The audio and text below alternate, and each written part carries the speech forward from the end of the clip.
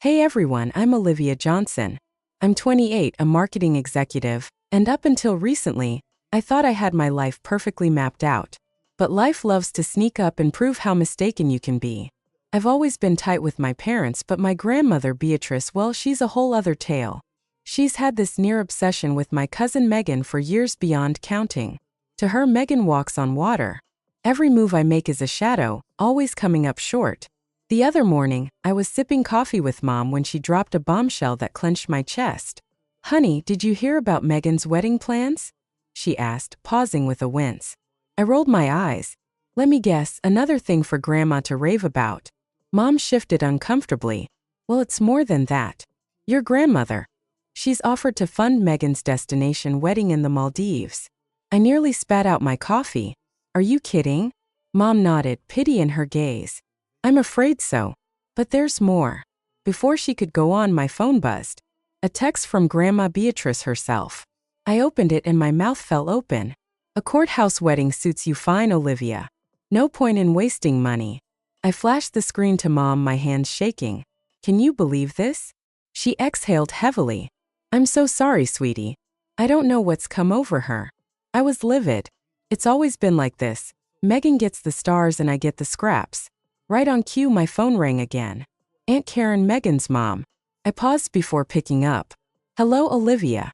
Darling, isn't Megan's wedding going to be fabulous? I'm over the moon for her."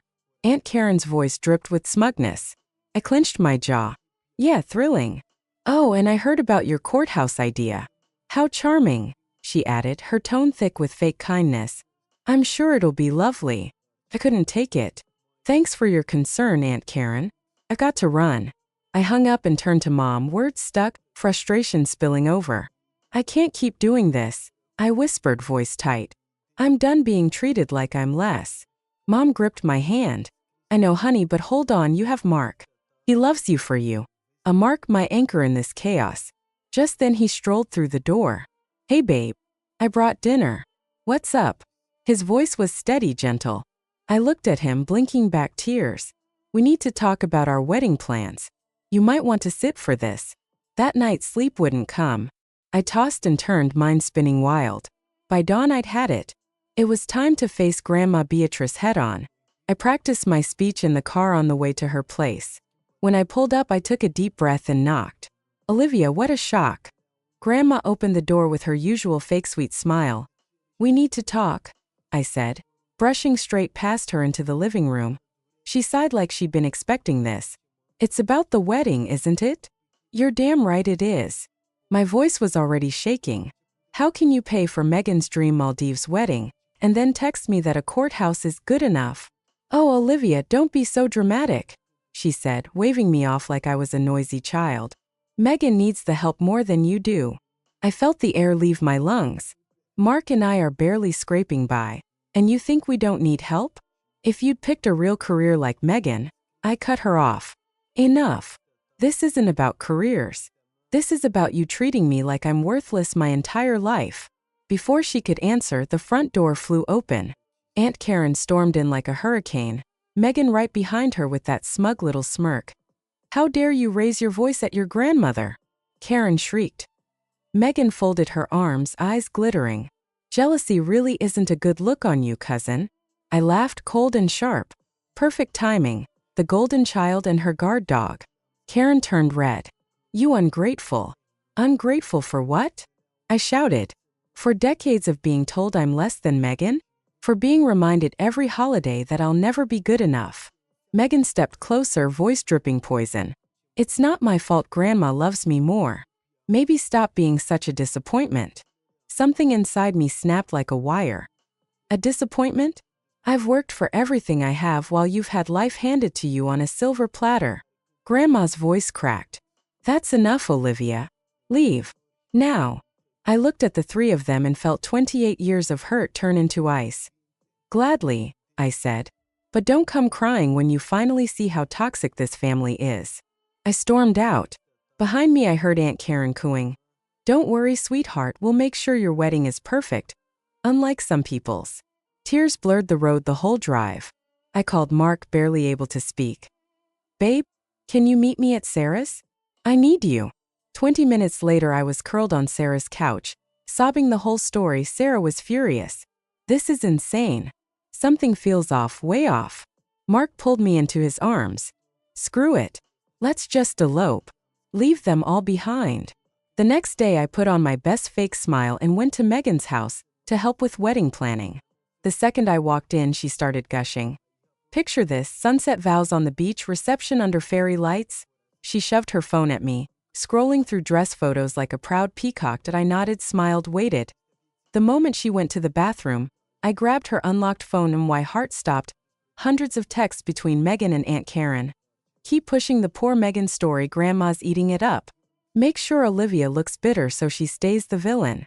Once the Maldives money is wired, we split the extra, she'll never know. After the wedding, we'll guilt her into signing over the lake house too. They weren't just favored, that they'd been scamming Grandma for years, and using me as the perfect contrast to make it work. I screenshot everything. Then I walked out smiling, phone full of evidence, ready to burn their whole fairy tale to the ground. Smiling face with horns. Everyone, if I could have your attention for just a moment. I called, voice steady as steel. The backyard went quiet. Fairy lights twinkled overhead. Champagne glasses froze halfway to lips. Grandma Beatrice turned, confused. Megan's fake smile wavered. Aunt Karen's eyes narrowed. I held up my phone like a loaded gun. I know this is Megan's big night, I began. But there's something the whole family needs to see before another dime gets spent on this fairy tale wedding. Gasps rippled through the crowd as the projector I'd quietly set up earlier lit up the white sheet behind me. First slide. Bank statements showing hundreds of thousands moved from Grandma's accounts to offshore numbers. Second slide. Text messages between Megan, Aunt Karen, and Uncle Tom coordinating every transfer. Third. The casino footage of Uncle Tom blowing tens of thousands in one night. Then the final blow. The crystal clear video of Megan and Grandma's dear friend, Richard, in a very platonic position. Megan went white. Olivia, what the hell? Save it. I cut in, ice in my voice. You've spent years making me the villain while you three robbed a vulnerable old woman blind. Tonight that ends.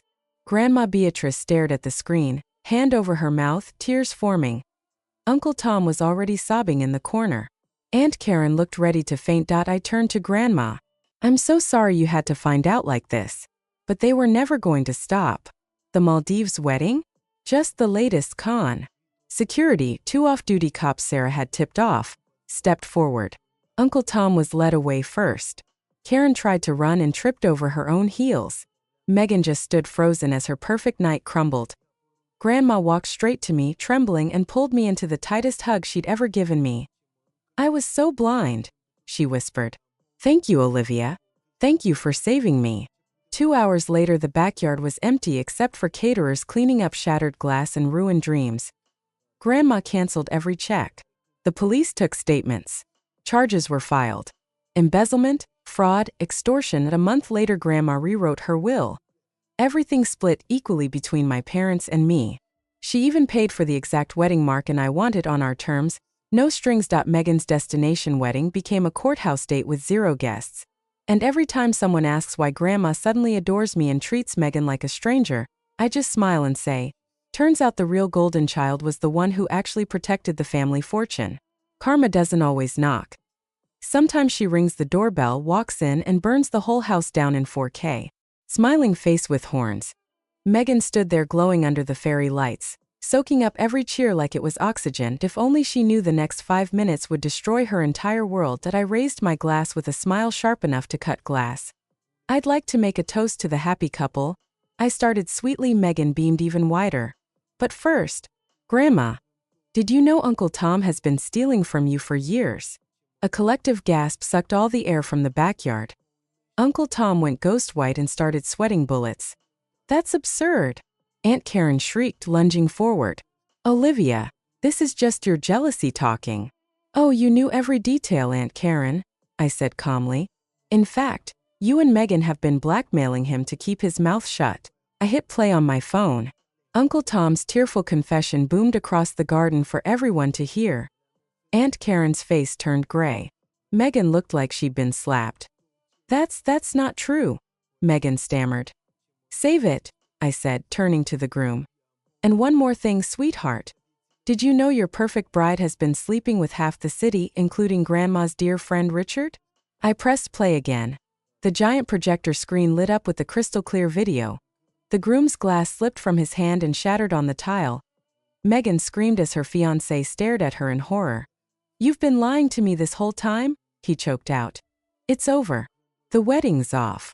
Megan collapsed, mascara running like black rivers down her cheeks while her mother tried to hold her up. Chaos exploded. Relatives shouting, Uncle Tom cornered and begging, Aunt Karen screaming it was all a misunderstanding. Grandma Beatrice clutched her chest, tears streaming. "Olivia, I had no idea." I looked at her coldly. "You may not have known about the money, Grandma, but you've spent my entire life treating me like second place to her. That part was all you." She reached for me, voice breaking. "Olivia, please, can we talk about this?" I stepped back. "Maybe one day, Grandma, but not tonight." I walked through the wreckage of what used to be a celebration. Broken glass, ruined flowers, shattered lies, and didn't look back. Mark was waiting by the car, arms open. "How'd it go?" he asked softly. I slid into the passenger seat and finally exhaled 28 years of hurt. "It's done. Let's go home." As we pulled away, the weight I'd carried since childhood slipped off my shoulders. The truth was ugly. I tore the family apart. But for the first time in my life, I could breathe. So tell me honestly, if you were in my shoes, would you have exposed every lie and watched it all burn? Or stayed quiet and kept pretending for the sake of family peace? Drop your thoughts in the comments. I'm reading every single one. Fire.